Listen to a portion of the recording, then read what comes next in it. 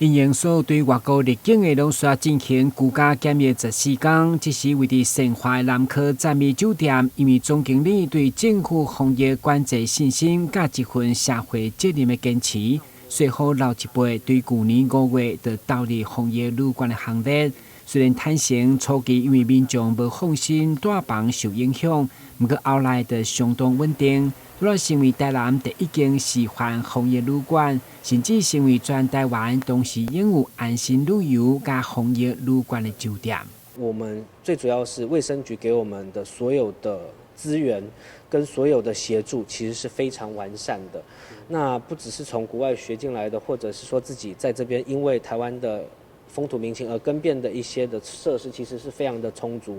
包含了检查方面，还有所有的设定方面。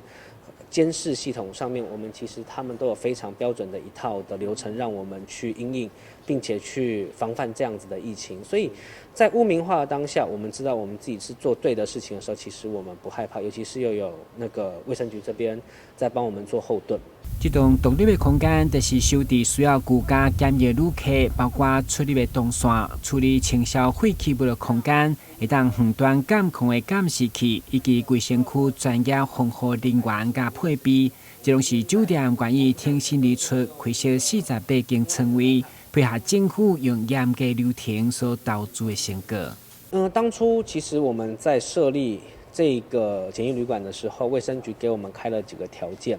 第一个就是单一出入口，然后通道是分流的通道。第三个是我们所有的冷气的部分都要采那个分离式的空调，那让第一个未来的病毒会不会变成是空气传染的情况之下，我们也有所的避免。所以今天为了做检疫旅馆，我特别在我的另外的一个通道的底部，我打了一个洞，作为我检疫旅馆的一个出入口。那再来是我今天通道的部分，我设立了另外的一个用走路的一个通道，不是坐电梯的通道，让客人可以到达各个的楼层。那再来是我在趁这一次的时候，我也换了我所有的监视系统，让卫生局随时可以连线，看到说我们今天客人是否有偷偷跑出房门，或者是有移动去其他地方的一个，就是现在的那种连线式的一个监视系统。我也在这一次的检疫旅馆的部分，我也全部更新，让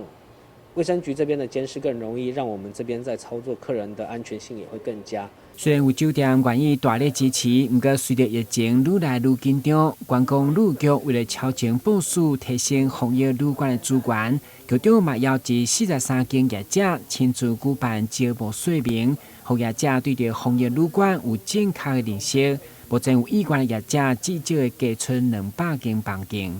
那其实大家也知道，防疫旅馆也属于我们防疫的一线一员哦，所以我们在这个提供的一个相关的一个配套的作为上面呢，台南市政府其实我们也会协助哦，只要您加入防疫旅馆，我们会优先来排入这个打疫苗的这样的一个行列。那我们也把相关的一些指导的 SOP 哦，你怎么样去面对这个旅客哦。防疫的旅客，他进来之后的一个 SOP 的一个动作，还有后续的，不管他的事业废弃物的清消，或者是甚至坦白讲，我们做了快9000例大概只有2例在防疫旅馆里面确诊那这2例呢，其实他饭店都不需要跟他接触，会由卫生单位我们卫生局，然后直接就会派救护车进来，或者是我们的防疫计程车进来，看他的程度的轻重然后直接就送到医院去那后续的这个房间的部分怎么处理呢？我们就是关上门让它静置